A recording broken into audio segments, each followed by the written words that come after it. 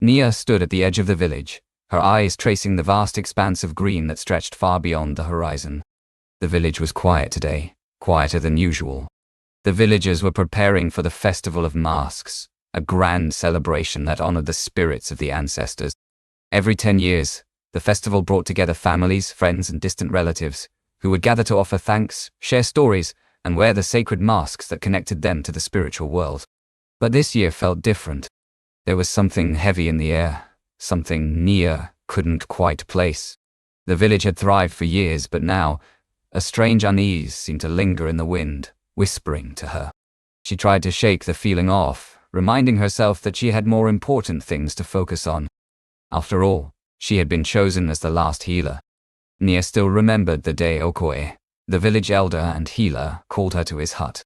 His voice had been steady, his words full of wisdom as always. He had told her that the spirits had chosen her to continue the ancient line of healers, that she would learn the sacred art of medicine and spiritual healing passed down through generations. She had been proud then, filled with hope that she could help her people. But now, as the festival neared, doubt crept into her heart. Nia had been under Okoye's guidance for months. She learned how to mix herbs, treat wounds, and perform the healing rituals that had saved many lives in the village. But lately, Okoye had become distant, his eyes dark with secrets he didn't want to share. Nia often caught him muttering strange words when he thought she wasn't listening. She didn't understand what they meant, but they left her feeling cold, as though something was terribly wrong. The festival preparations were in full swing, and the villagers moved about, smiling and laughing as they adorned the masks of their ancestors. The masks were sacred, each one said to carry the spirit of the ancestor who wore it in life. It was believed that the spirits would visit the village during the festival, blessing the people and renewing their bond with the world beyond. But Nia had heard whispers among the children.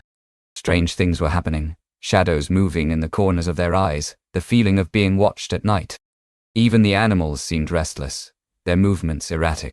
Nia decided to speak to Okoye. She made her way to his hut, where the smell of burning herbs and incense filled the air. Okoye was sitting by the fire, his face illuminated by the flickering light. He looked up as she entered, his eyes sharp, as though he had been expecting her. "Is something troubling you, child?" he asked, his voice calm but with an edge that made Nia hesitate. I have questions," Nia replied carefully, sitting across from him. "The festival, the spirits seem restless. I've noticed things, and I can't shake the feeling that something is wrong." Okoye's gaze darkened. He shifted, leaning forward. "The spirits are always with us, Nia. They protect us, guide us, and give us strength. But they also demand respect. There are forces at play that you do not yet understand." Nia frowned. "Forces? What do you mean?" The elder sighed heavily. He stood up and began pacing slowly, his hands clasped behind his back. "There are things that a healer must know, but cannot speak of lightly. The bond between our world and the spirits is delicate, and it is the healer's duty to maintain that balance." Nia waited, sensing there was more he wasn't saying. Finally, Okoye stopped and turned to face her. "There are some spirits that should never be disturbed, spirits of great power. But many years ago, during a time of great hardship, I was forced to make a choice." Nia's heart began to pound in her chest. "What kind of choice?" Okoye's eyes met hers, and in them, she saw a shadow of regret. "I called upon Ijemoa, the spirit of justice and balance. He was powerful, more powerful than any spirit I had encountered before. Our village was on the brink of destruction. Crops were failing, sickness was spreading. I needed his power to save us." Nia felt a chill run down her spine. Ezemuo. She had heard the name before, whispered in fear by the elders. He was a spirit not to be trifled with, a force of nature that could bring both salvation and ruin. "But that was long ago," Okoye continued, his voice soft. "The village flourished, and the people never knew the true cost of our prosperity." Nia's voice trembled. "What cost?" Okoye's face hardened. "I bound Ezemuo to this village. His power sustains us, but he grows restless. The balance has been disturbed, and now the spirits are angry. The weight of his words fell over Nia like a heavy stone. She stood, her mind racing. You bound him? You used the spirits for your own gain. Okoye's expression darkened further. I did what was necessary to protect the village. Without Izemio's power, we would have perished. But now, the spirits are suffering. Nia whispered, realization dawning on her. That's why they're manifesting during the festival. They're angry, and it's because of you. Okoye's eyes flared with anger. You do not understand. I kept this village alive. Without me, there would be no village left to heal. Nia took a step back, her heart pounding. And what happens when the spirits take their revenge? What happens when Izemio decides he no longer wants to be bound? Silence fell between them. Okoye's face was unreadable, but his eyes held a dangerous glint. That is why I have trained you, Nia. You are the last healer. You will learn to control the spirits, just as I have. Together, we can keep Izemio in check.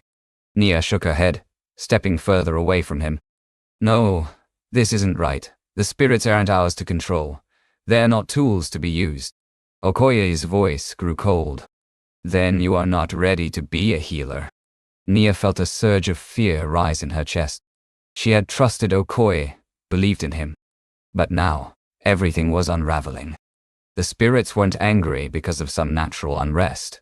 They were angry because of what Okoye had done. He had betrayed them. And now, Nia was caught in the middle. I won't do it, she said, her voice trembling but firm. I won't follow in your footsteps. Okoye's eyes narrowed. You will, Nia. You have no choice.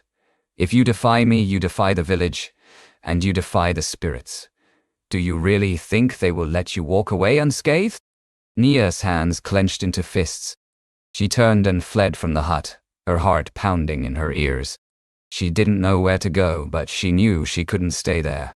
The festival was only days away, and the spirits were growing more restless by the hour. As she ran, her mind whirled with questions. How could Okoye have done this? How could he have betrayed the spirits, the village, and her? And now, what could she do to make things right? She stopped at the edge of the forest, breathing heavily. The shadows of the trees seemed to shift and move, as though the spirits were watching her, waiting for her next move. Nia felt the weight of their gaze, the heaviness of the decision she had to make.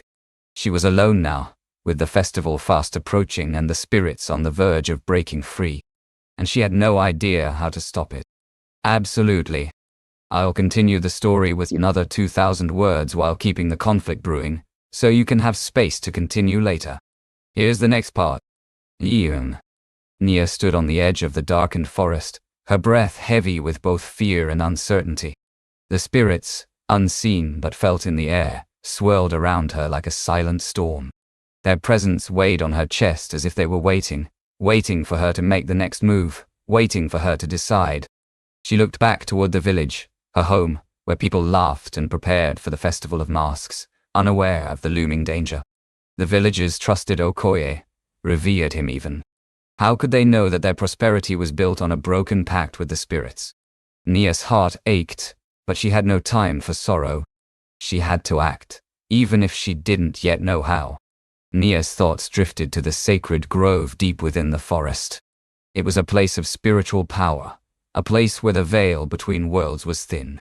The healers before her had gone there for guidance, for answers when the spirits themselves seemed beyond reach. Maybe there, she could find what she needed, a way to break the bond that Okoye had twisted, a way to save the village without destroying it. With a deep breath, Nia turned and stepped into the forest. The towering trees loomed overhead, their branches casting eerie shadows as the wind whispered through the leaves. The further she went, the more the world around her seemed to change. The air grew thick with a scent of earth and damp wood, and the silence became absolute. No birds sang, no animals rustled in the underbrush. It was as if the forest itself held its breath.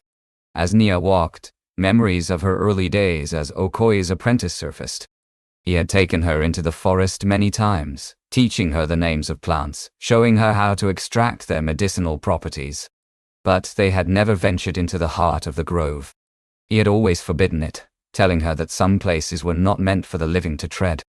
Now, Nia knew why. He had feared what the spirits might reveal. The path ahead twisted and turned, and soon she found herself at the entrance to the sacred grove. The trees here were ancient, their trunks wider than a man's arms could span, their roots twisted into the earth like gnarled fingers. At the center of the grove stood a large stone altar, covered in moss and etched with symbols so old that even Nia couldn't read them. This was where the ancestors came to speak, where healers sought their guidance. Nia approached the altar, her heart pounding in her chest.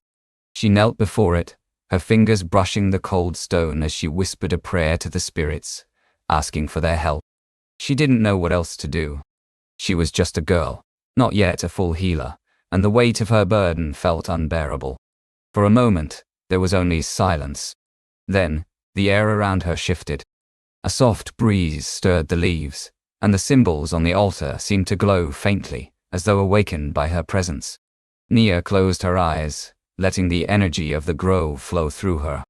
She could feel the spirits now, closer than they had ever been before, watching her, listening. "Please," she whispered, her voice trembling. "I don't know what to do. The spirits are angry, and the village is in danger. Okoye, he's betrayed you. He's bound to Zemio, and now the balance is broken. Please, help me fix this." The wind grew stronger, swirling around her in a cyclone of leaves and whispers. Nia felt a presence beside her, a cold but comforting weight that pressed gently against her spirit. She opened her eyes and gasped. Standing before her was a figure draped in flowing white robes, their face hidden beneath a mask, one of the sacred masks worn by the ancestors during the festival. But this was no ordinary mask. It was carved with intricate patterns of stars and swirling winds, its eyes deep and hollow, as if they gazed into the very soul of the world. "Child," the figure spoke, its voice soft yet commanding, like the rustle of leaves in the wind. "Why have you come to this place?" Nia swallowed her fear and stood. "I seek guidance. The spirits, they're angry because of what Okoye has done. He's bound a Zemio to the village. I don't know how to fix it, how to make things right." The figure tilted its head, the mask shifting slightly. "Zemio is not one to be controlled. Okoye has broken the sacred laws, and the balance must be restored, but it is not for you to decide how this will end." Nia's heart sank. "Then, what am I supposed to do?" The figure extended a hand, its fingers long and graceful, like the branches of a tree. "You must free Zemio. Only then can the spirits find peace. But know this, once freed, Zemio will seek justice. He will not rest until those who have wronged him have paid the price." Nia hesitated. Okoye had wronged the spirits, but he had also saved the village. Could she really let him face the wrath of Zemio? Could she risk the entire village, knowing what might happen if the spirit was freed? I don't know if I can do that," she admitted, her voice small. "If I free him, he might destroy everything." The figure's voice was calm, but there was an edge of warning to it. "The balance must be restored, child. Whether you act or not, the spirits will take what is theirs." Nia clenched her fists. She had come this far, and now the answer seemed more complicated than ever. How could she choose between her village and the spirits? Between saving her people or condemning Okoye? Suddenly, the ground beneath her feet trembled, and the figure began to fade, its form dissolving into the wind. "The choice is yours, Nia," it whispered. "But choose wisely, time is running out." And then, it was gone. Nia stood alone in the grove, the weight of the decision pressing down on her like a heavy stone. The wind had stilled, the air thick with tension. She knew what she had to do, but the thought of it terrified her. Freeing Zemio might save the spirits, but it would also unleash his anger upon the village. And what would happen to Okoye? She turned and hurried back through the forest, her mind racing.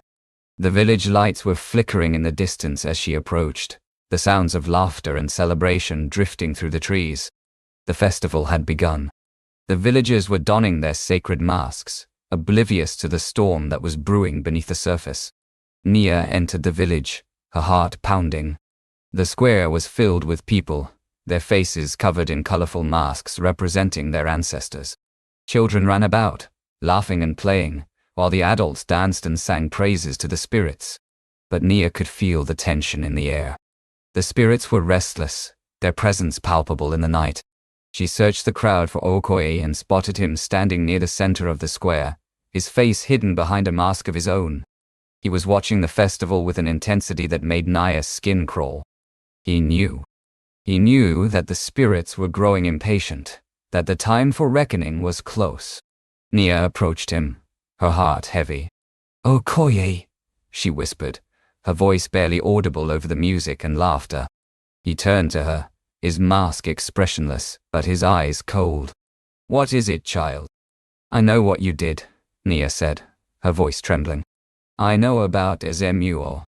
Okoye's eyes narrowed. "You don't understand, Nia. Everything I did for the village, for you. Without Ezemuo's power, we would have perished." Nia shook her head, her anger rising. "But you broke the balance. The spirits are suffering because of what you did." Okoye's gaze hardened. "The spirits are nothing without us. They need us just as much as we need them." Nia stepped closer, her voice filled with conviction. "No, they don't. And now they're coming for you, Okoye. They want justice." For a moment, Okoye was silent. Then he laughed, a cold, hollow sound. "You think you can stop this? You think you can free Ezemuo and everything will be fine? You're a child, Nia. You don't understand the consequences of your actions." Nia's heart pounded in her chest. She could feel the weight of the spirits pressing down on her, urging her forward. She had to make a choice, now. But before she could respond, the ground beneath them shook violently, sending the villagers stumbling and gasping in shock. A low, guttural roar echoed through the night, and the air grew thick with a dark, oppressive energy. The spirits were no longer waiting. They were here. The festival came to a standstill as the villagers looked around in confusion, their masks suddenly feeling more like a curse than a blessing. Nia could feel it, the presence of something ancient, something powerful, stirring beneath the surface. Ezemuo was awakening. The masks worn by the villagers began to glow faintly, and the air filled with whispers, voices of the ancestors, angry and vengeful. The spirits were rising, and they were not pleased. Okoye's face paled beneath his mask as the reality of the situation. "Absolutely." Nia's heart raced as the tremors beneath her feet intensified. The once vibrant festival square was now eerily silent, filled with the glowing faces of villagers who clung to their masks in fear. The whispers of the spirits grew louder, more distinct. Nia could feel their anger, their thirst for justice, pulsing in the air around her. Ezemuo was awakening, and the village was standing on the edge of a precipice. Okoye, now visibly shaken, took a step back from Nia. His confident demeanor had crumbled, replaced by something almost primal, fear. "You don't understand, Nia," he hissed, his voice trembling. "The village will fall without Ezemuo's power. You don't know what you're doing." But Nia had never felt more certain in her life. "It's not my doing, Okoye," she said, her voice steady despite the chaos around her. "It's yours. You broke the bond. You betrayed the spirits. Now, they're taking back what's theirs." Before Okoye could respond, a deep rumble erupted from the earth, and the ground beneath them split open. A dark mist began to seep out from the cracks, swirling and coiling in the air like a living thing. The mist moved with purpose, heading directly toward the village square. The villagers, still paralyzed by fear, watched in horror as the mist took shape, rising into a massive figure, its form flickering and shifting like a shadow in the wind. At the center of it all, two glowing eyes emerged, burning with an unnatural fiery light. Ezemuo had arrived. The spirit's presence was overwhelming, suffocating. Nia could barely breathe under the weight of his power, but she stood her ground, refusing to look away. The figure towered above them, its voice like the sound of thunder as it spoke. "You have summoned me, and now, justice will be done." The voice echoed across the village, shaking the very ground they stood on. Nia felt the power of the words deep in her bones. This was no ordinary spirit. This was the spirit of balance, the force that maintained the natural order.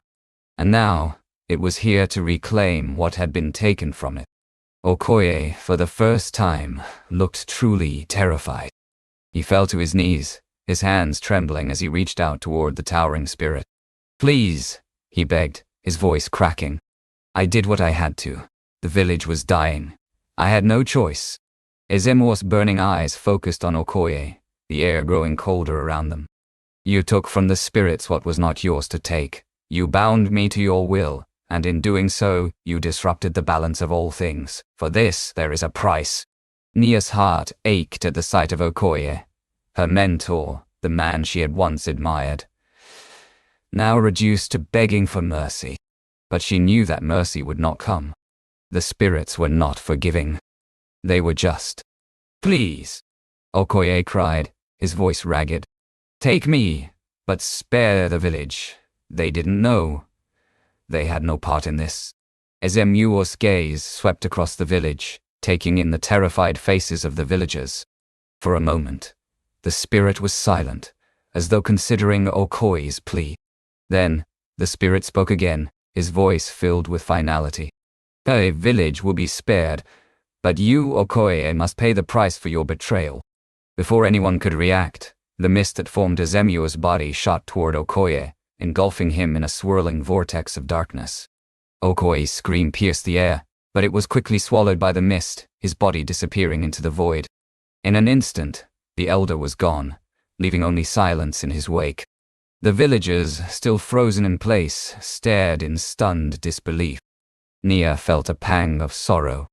Okoye had made his choices, and now he had paid the ultimate price. But the village was safe, for now. Ezemuo turned his gaze back to Nia, and for a moment, the burning intensity of his eyes softened. "You, young one, have restored balance. The village owes its life to your courage." Nia swallowed hard, feeling the weight of the spirit's words. "What happens now?" she asked quietly. Ezemuo's form began to fade, the mist dissipating slowly into the night air. "Poor spirits will return to their realm, and the village will flourish once more. But remember this, healer, the balance is fragile. Do not let it be broken again." With that, Ezemuo vanished, leaving the village in an eerie stillness. Nia stood in the center of the square, her heart pounding in her chest as the reality of what had just happened sank in. The villagers slowly began to remove their masks, their faces pale and shaken. No one spoke. No one moved. The festival of masks had come to an end, but it would be remembered for generations to come, not as a time of celebration, but as the night the spirits took their justice. Nia walked slowly through the village, her feet heavy with exhaustion. She had saved her people, but it had come at a great cost. Okoye was gone, and the weight of his actions hung heavy in the air. The villagers would never truly know the extent of his betrayal, but they would feel its effects for years to come. As she reached the edge of the village, Nia looked back one last time. The night sky was clear now, the stars shining brightly above. The spirits had returned to their realm, and for the first time in what felt like an eternity, the village was at peace. But Nia knew that peace was fragile. She would continue her training as a healer, learning to protect her people, not just from sickness and injury, but from the spiritual forces that governed their world. She would honor the spirits, respect the balance, and never forget the lesson she had learned. With a deep breath, Nia turned and walked into the forest, ready to face whatever the future held. For now, the village was safe. But balance, once broken, was never easily mended. I hope you enjoyed the story. If so, please like the video, let us know your views in the comments. And don't forget to subscribe to the channel for more enchanting tales just like this one.